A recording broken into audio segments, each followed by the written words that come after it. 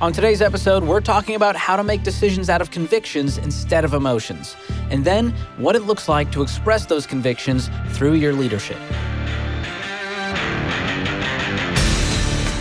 From the Ramsey Network, I'm George Kamel, and this is the EntreLeadership Podcast, where we help business leaders like you grow themselves, their teams, and their profits. Really excited you've joined us today for this awesome episode. We've got Tim Tebow talking about his new book, Mission Possible, and the importance of going from reactive and emotional to principled decision-making.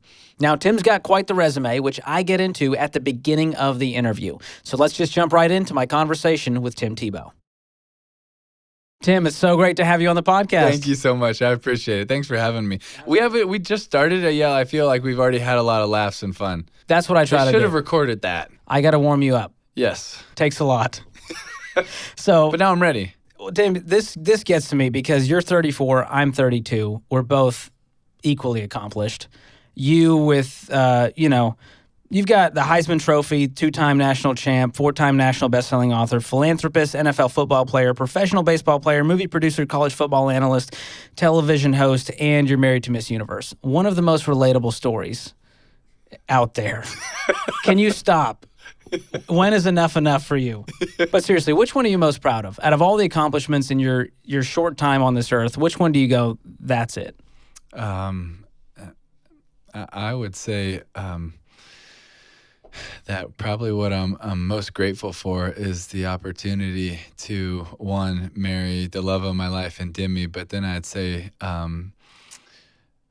what I feel so called to do is what we're doing and serving in 75 countries around the world and bringing faith, hope, and love to those needing a brighter day in their darkest hour of need, and to be able to serve the least, the last, the lost, and to be able to love them and truly bring faith, hope, and love to people that are in darkness, chaos, and crisis around the world is more important than a game would ever be. Man, that's powerful. That's good stuff. And congrats on your 2-year anniversary. Thank you so much. Awesome stuff. And as much as you're known for your athletic abilities, you are just as much known for your heart. You've got a big heart for mission, for helping people, and we're talking about that today as part of your new book, Mission Possible, which I love the spirit of this book and what it's about. And we're going to dive into one of the particular topics you hit, which is elevating convictions over emotions. Yes. I mean, that's what people know you for, is your conviction. It's unwavering. And I'm guessing most leaders out there that are listening, they'd say, well, I mean, Tim, I feel like my emotions are based on convictions. How do you separate the two? Well, emotions are fickle. Emotions can be good and they can be bad. Emotions aren't necessarily a great thing or a bad thing, but if you ride the roller coaster that emotions take you on, then your life is going to be full of highs and lows. You're not going to be the same every day. So if you're trying to lead a company, a corporation, a church, a nonprofit, and you lead with your emotions, then congratulations, you're taking your team on a roller coaster, and they're never going to know who they're going to get, what they're going to get, because it's going to change before and after you have coffee. It's going to change when you had sugar and you haven't. It's going to change if you're fasting or you're intermittent fasting, right? And your leadership style is never going to be consistent, and it's never going to be based on truth and based on facts. It's going to be based on how you feel. And feelings can be great, and they can also lead people at times, but they can also let a lot of people down at times. And, I remember one story that I tell in the book is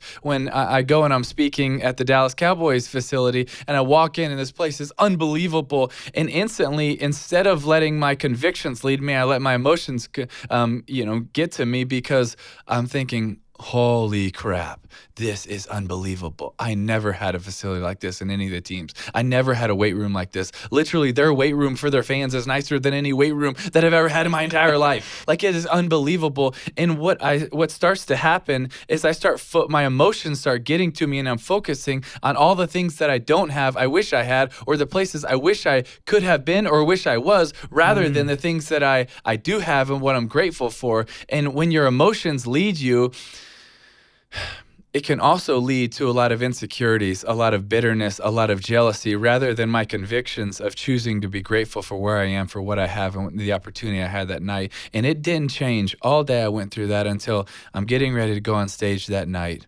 And then I start focusing on the people that I have the opportunity to impact and to change and to share with that night. You see, emotions can get a hold of us, but I believe when you live by your convictions, it's also living by a deep-rooted set of principles that is something that has truly impacted and changed your life. And one of the things that have changed my life is to really focus on other people and not yourself. Because when you focus on yourself, well, you know what? You might have success. You might have money, fame, and power, but I also believe that you're going to be super empty at the end of the day. Versus when you focus outward on other people, which I believe that is what we're called to. I believe that's what God has in store for us, is to love him, but to then love other people. And in turn, when we do that, and it seems very countercultural, but I think sometimes God's ways are. But when we focus outward, we actually have more. That's why it's better to give than to receive. And when we actually give, we actually get. And when you live that, you're like, wait a second, I gave out, but yet I feel like I have so much more. Yeah, man, that's so powerful. And a lot of leaders out there, as they lead their businesses, and we talk about servant leadership as an oxymoron, because if you're in leadership, it's service, which means it's for other people. Should be. And that's what it's all about. And yeah, if you look on Instagram and you start comparing yourself to where this business leader's at and what Elon Musk is up to, and you feel like you're never enough. And so that's where that conviction, it builds that foundation for all of your decisions. Absolutely. Versus the roller coaster of emotion. But you also just brought up a comparison. And what's fascinating is not long ago I saw a study that said that in our daily thoughts, we spend 12% of our thoughts on comparison with other things, so with other people, with other stuff. 12% of our day. If you're spending 12% of your day in some form of comparison, there's no chance that you have at being your best, at leading your best, at accomplishing the most, at having the greatest form of impact. There's no chance. And that's also just reminds me of why filters are so valuable on social medias, right? Why they keep coming up with new ones, because it's how can I show something to other people that isn't really the truth, but just makes me look a little bit better. And then other people watch that and they say, oh, my life isn't like what your filter looks like of your best moment, of your best day, of sort of a real but kind of a fake moment, right? And then it leads to other thoughts of insecurities, of comparison. And now we're teaching our young people, you need to try to be like other people rather than be the best version of yourself. Yeah, man, that facade can be so dangerous. Even in business and leadership, you want your team to think, I've got it all together. And it's such a rabbit hole. And then you hear somebody else, that's some CEO or some leader somewhere, give a quick speech, but you didn't realize the part that wasn't on Instagram before that and after that actually wasn't really good. They clipped it and they brought all his best points together for one. And you're like, man, I can't give a talk like that. But you didn't see all the rest of his talk. You saw the highlight reel. You saw the highlight reel. Yeah, man, that's good. So let's talk about these convictions for the leaders who go, okay, I mean, Tim, I've got my core values. I have a mission statement. How do I get to real convictions? Well, I think convictions are a deep-rooted set of principles and beliefs that you have, and I think a lot of times it comes from what God has done in your life, what He's shown you, what He's taught you, what He has put you through, and then a lot of biblical beliefs. But I think for other people, you could have a deep-rooted set of beliefs that aren't necessarily based on biblical beliefs, but they can be a deep-rooted set of principles, like I want to treat others the way that I want to be treated, or I believe in doing what's right. And there can be so many things, but I want to encourage people that those convictions need to lead the way over emotions. That when you wake up and you look at your mission statement, then I also believe people should have non-negotiables of things, and then you compare that with your mission statement and your non-negotiables. So now, instead of just making choices on a whim, I wake up and I say, okay, to these convictions, to this mission statement, to these non-negotiables, every day when I make a choice and I compare them, am I actually following through on this? It's something that we do all the time, and honestly, probably weekly. We look at it. Wow. Is our mission statement, our non-negotiables is to bring faith, hope, and love to those needing a brighter day in their darkest hour of need. And then our non-negotiables is that we're believers, we're image bearers, we're on a rescue mission, there's power when we come together, and we can never forget what God has done. And so when we look at those things, we get to compare our choices or our possible choices with that mission statement. And what it does is, one, it makes you articulate what you believe. Then it makes you learn how to be able to dive deeper into those thoughts of what that actually means. It takes you on this even deeper journey of thinking through it. And I think a lot of times we don't actually think through all these things, and we need to take time to really not just compartmentalize it, but let it sink in, let it meditate on it, which meditate just means, it's like a cow chewing its cud. I swallow it, I throw it back up, I swallow it again, I regurgitate it over and over again. That's what we need to do with these convictions that we have, to go through it, to really, why do we understand it? What does that really mean to me? And then we're able to articulate it because we know it better. And then it helps us for mission drift, which is one of the most important things. Because if we don't compare it, what happens is all of a sudden we have 1% off every single day. Well, what happens is, 50 days later, you're a long way off if you don't have something to compare it to of what you say your convictions and your beliefs are. Yeah, that's a powerful foundation to have, to not only just write it down once, but every day, Live every with week. It. Don't write it down once. I want to encourage leaders. Do you even know what it is? And then why did you make it that? Why did you make it your mission statement? What are the whys behind it? We need to know that. We need to understand that. And then you can articulate what's so important about your business, about your company, about your ministry. Like, we need to understand the whys behind it, because you can't actually tell me about something in a deep, meaningful way if you can't tell me why. Yeah, Simon Sinek, Start With Why, great example of that. And communicating it to the team constantly, That's reminding them. Always, so that they know how important it is to you, because then they can understand the why, especially when you're growing, when you're bringing people in. Sometimes when you're growing so fast, and we've even found this, and I've even been convicted about this a few times at our foundation. We brought people in, and we're going, and we're trying to get to more people and more places and more countries and help more. And that's not a bad thing. That's a good thing. But what happens is, all of a sudden I realize, we never taught these few people, or this group, or this new team in communications, or this new team in marketing. We never taught them the why behind this. We never taught them even how this started. We never even talked about how this impacted our lives, to why we even do this in the first place. And I was so greatly convicted multiple times in my life. No. Everyone on our team has to understand why we call it a rescue mission, why it's urgent, why we believe these things. So I love this talk about convictions, and it's easy when everyone agrees with it and we love it. But you, of all people, and Dave Ramsey, people in the spotlight especially, this can have backlash. So I want you to speak to the leaders as they start to live out of convictions and elevate that over emotions. How do you deal with the backlash that inevitably comes? Well, it's going to come. One of the quotes by Winston Churchill, in a time when the majority of the world hated him, says, if you have enemies good, it means you stood up for something at least once in your life. We need to understand that when we take stands, there are going to be enemies, and there are going to be critics, and there are going to be haters. But also that means that you're probably doing something that actually matters, right? And so many times we feel like if we have opposing forces, that it's the worst thing that could happen. And I used to feel like that when I was young. I was like, man, I'm a people pleaser by nature. I want people to like me. I want people to be my friend. And I've been that way my whole life. And then I realized, but if everyone likes me, then I probably never stood for something in my life. And I still want to be liked, and that's my emotions talking. But my convictions would tell me, yeah, Timmy, but I would rather be respected.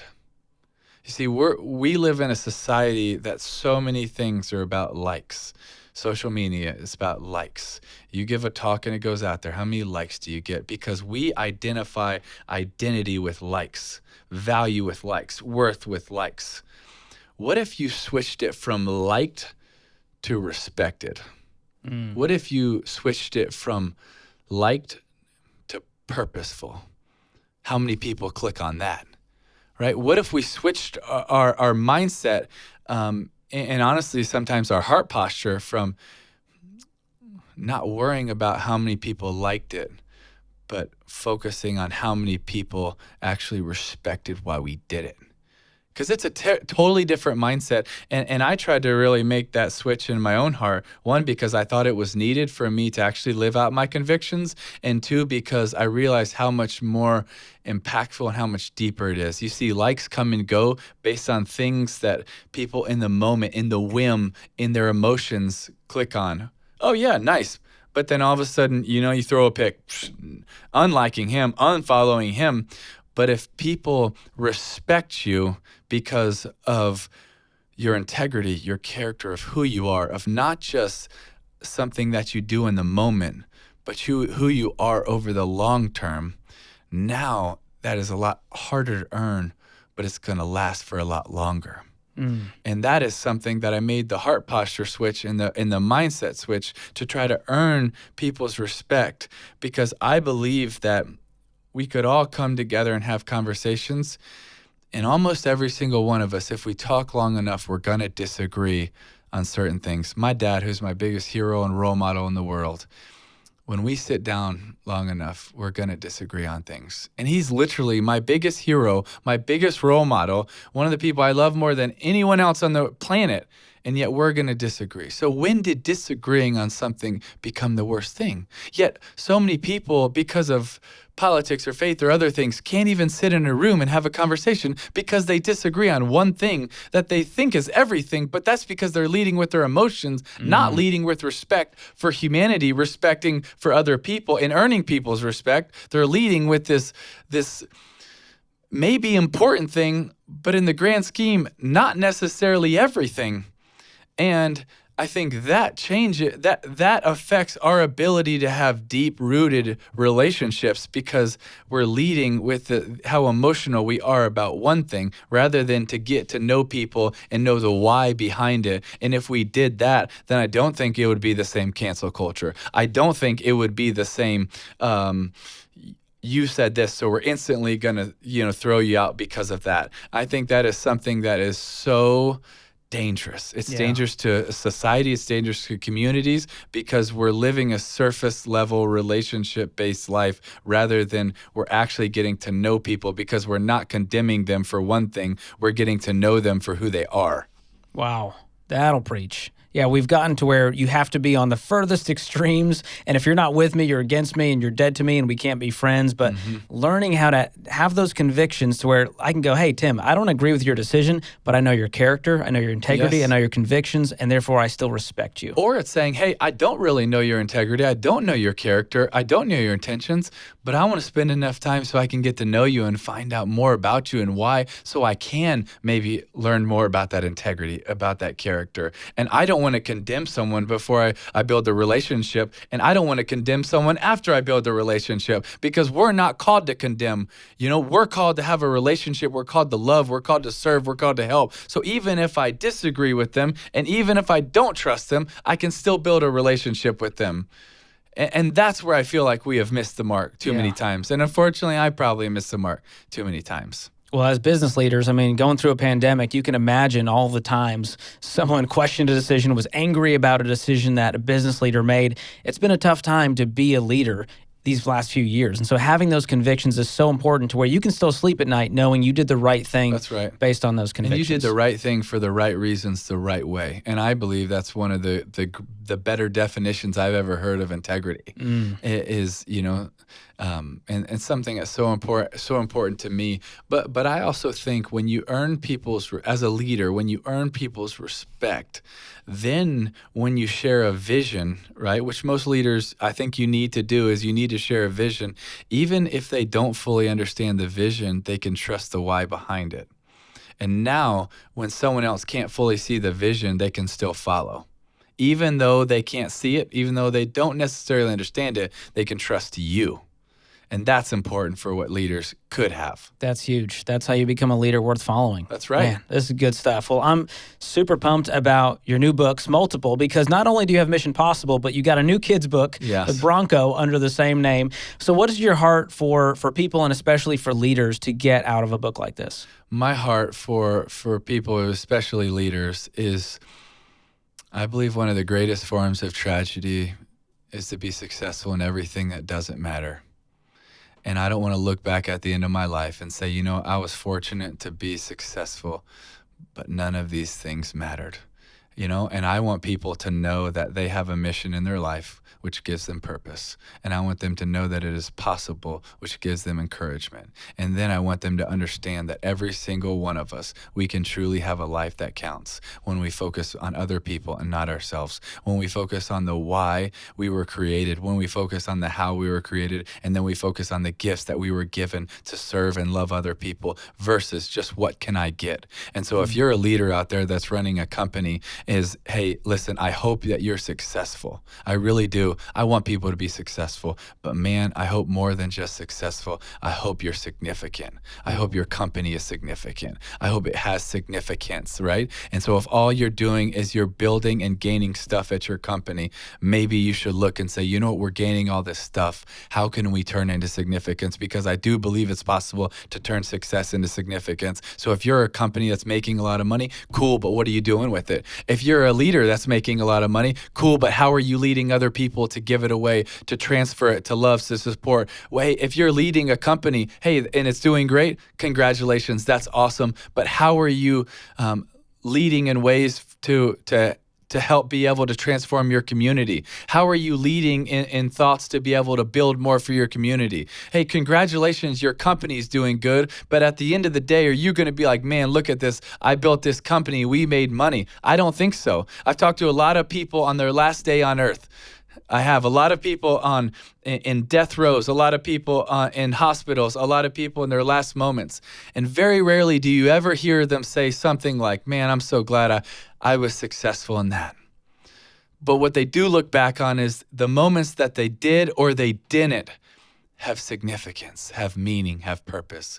And I want to encourage all those leaders, don't make the mark of significance, but lose the mark of meaning. Man, beautiful reminders there, Tim. Super pumped for the new book. Love your passion and how you're inspiring leaders and people all over the world to have more impact, to have that meaning. It's an honor to talk with you today. Thanks, man. Same to talk with you. I appreciate it. Thank you. Huge thanks to Tim Tebow for stopping by the EntreLeadership studio. What a man of strong convictions and just a strong guy in general. Make sure you check out his new book, Mission Possible. We've got a link for you in the show notes.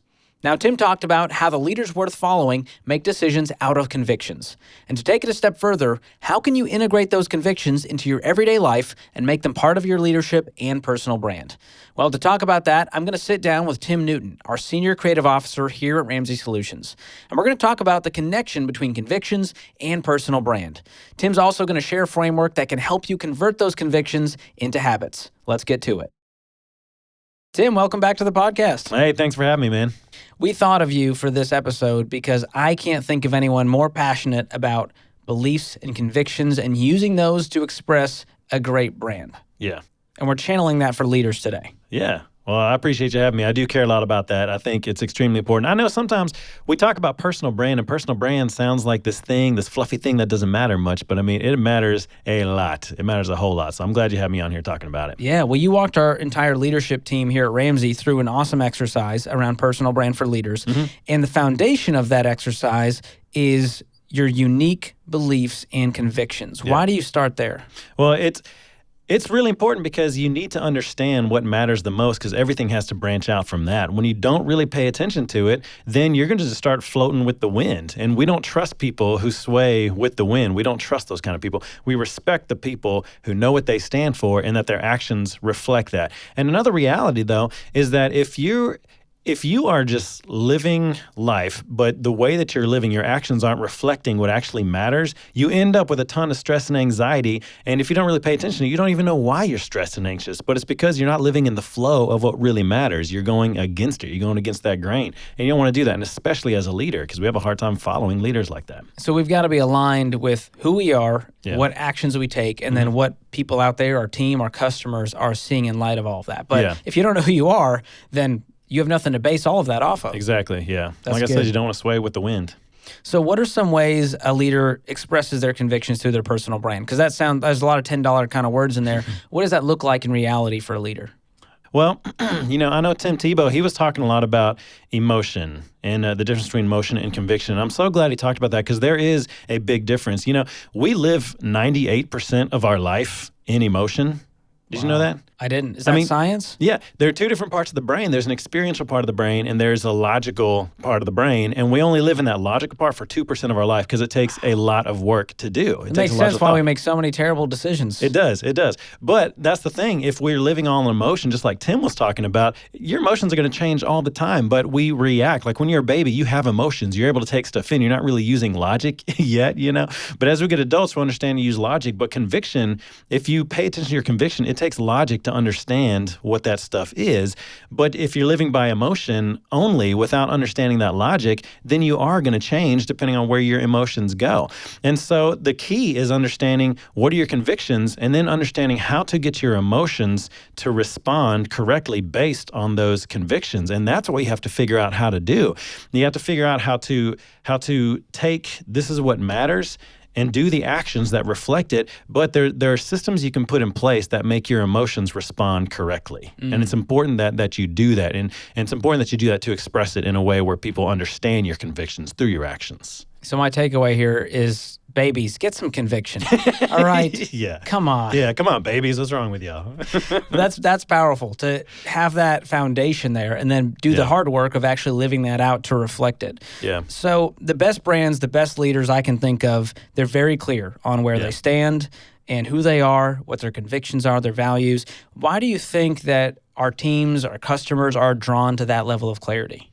Because when you know your convictions and you express them through your actions, you look like you're decisive, you look like you're clear, you look like you have very clear vision of the direction that we are going. And as people on a team following somebody, we want to know that our leader knows exactly where they're going. And we know that our leader is not going to sway or fall based on things that are going on in the world. I like working here because I know what we stand for, and I've been so proud that we stand firmly for those things. I've seen a lot of companies sway with the culture and crazy things that are going on, but we have stand firm for it because we know our convictions. We know what we believe. I know what Dave believes. I know what we're doing out here.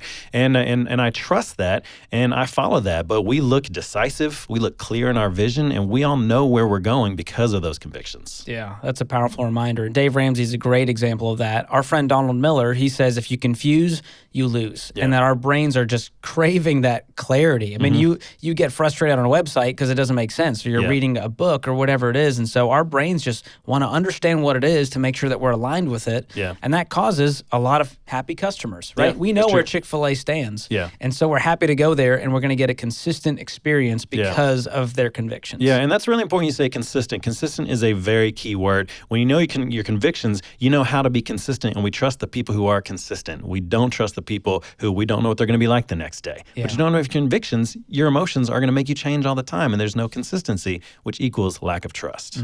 And it's all about trust. It is. So as we wrap here, walk us through some ways that we can express those convictions so that we can lead with more confidence and clarity for ourselves, for our teams, and for our customers. Okay, I got some very clear steps that I want people listening to this follow, okay? And it's going to help a lot with this, and it's going to make sense of the emotion and the conviction. How would you say that? They kind of go against each other, but they need to work together? Yes, they work in parallel. How to make sense of that, how to make them work in parallel, Okay, so first, you have to take a step back and understand, what do I believe? You have to ask yourself, and we talked about this before with personal brand, what do I believe? You have to understand what really matters to me, and a good question you can ask yourself is, what makes me angry in the world? Like if you understand that, we're angry because we want something to change. So what is that thing that we want to change? So these are good questions to ask, what matters to me in the world? And you want to list those things out. I like trying to just think of 3 big ones, because if I have 10, then it's hard to keep track of all that kind of stuff, right? And it's hard for people to understand, what is he really about?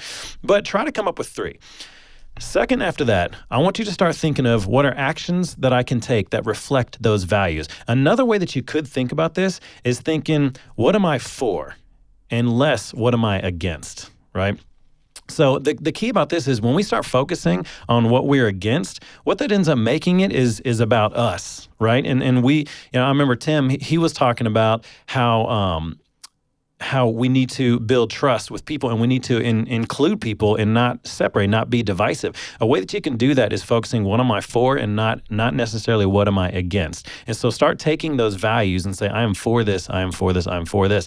You can, however, say, well, what am I against? And then flip those things. So you could say, how can I express these things that I am for in the world? And those will turn into actions. And this third thing is very key, George, and this is going to sound very weird. But if you want your emotions to reflect what's going on with your convictions, you have to tell yourself stories. Okay, so let me explain this. I talked about the two sides of the brain. There's the experiential part of the brain and there's the analytical part of the brain. This experiential part of the brain is all about creativity and imagination and emotion, all that stuff.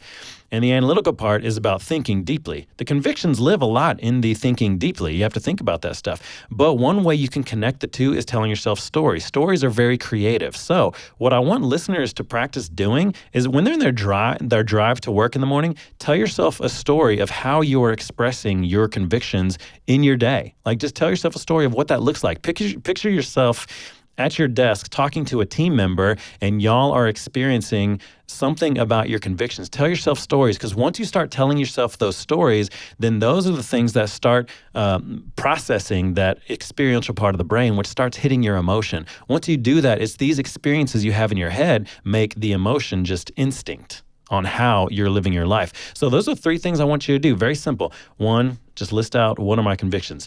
Two, understand what actions do I need to take that reflect it. What am I for instead of what am I against? And three, tell yourself stories. And as a bonus one, and even Tim Tebow, he mentioned this, tell your company the story of why this matters. Communicate it. Yeah, but it's storytelling. It really hits our emotion in a positive way. And if you can capture the emotion like that, then your emotions are going to start naturally reflecting those convictions. So tell yourself stories to make sure that is happening in your day-to-day life. Because again, we spend 98% of our life in our emotions. Wow.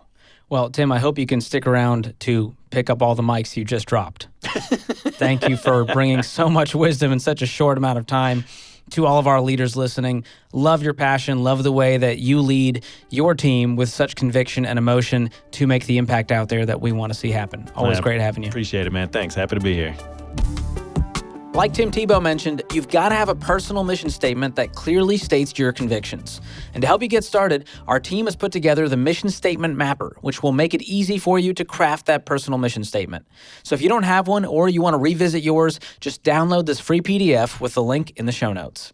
Hope you enjoyed today's episode of the show. If you did, I want to challenge you. Share this with 3 people on your team or in your circle. And if you really loved it, leave us a review and tell us what you love about it. And there's one guy in particular who would love to hear what you think about this podcast, and it's our producer, Tim. He wants to know what you like, what you don't like, and what improvements we should make. Your input actually helps shape what you hear on this podcast, which is pretty cool. So go ahead and use the link in the show notes to connect with our producer, Tim. If you want to keep up with us on social media, you can always follow us at EntreLeadership. This episode was produced by Tim Hull, edited by Jacob Harrison, and mixed and mastered by Will Rudder. I'm your host, George Kamel, and on behalf of the entire EntreLeadership team, thanks for listening. Until next time, keep learning and keep leading.